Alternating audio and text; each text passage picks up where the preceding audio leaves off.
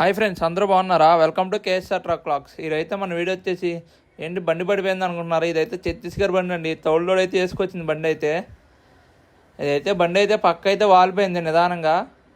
చూడండి ఎట్ట పడిపోయిందో. 14 టైర్ బండి.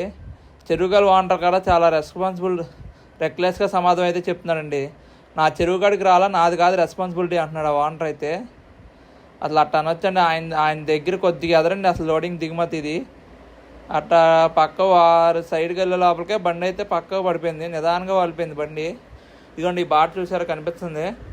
ఆ గొయ్యిలో అయితే బండి దిగిపోయి అట్ట నిదానంగా వాలిపోయింది సైడ్కి. ఆయనేమో నా సంబంధం లేదు, నా చెరువుగాడి దగ్గరికి వస్తే నా సంబంధం అని మాట్లాడుతున్నాడు. వర్షాకాలం అయితే తౌడు లోడింగ్ ఎత్తుకొచ్చే వాళ్ళు అయితే చాలా జాగ్రత్తగా రండి చెరువులు కాడ. కూలింగ్కి వెళ్ళే వాళ్ళు కాడ చేపలకి వాళ్ళు కూడా మొట్టవాళ్ళు కూడా రానిండి అంటారు. దిగిపోతాయి బళ్ళు, జాగ్రత్తగా వెళ్ళండి.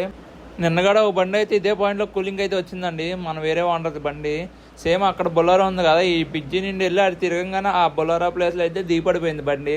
వర్షాకాలం అయితే జాగ్రత్తగా రావాలి. మన వీడియో చూస్తున్నా సబ్స్క్రైబ్ చేసి ప్లీజ్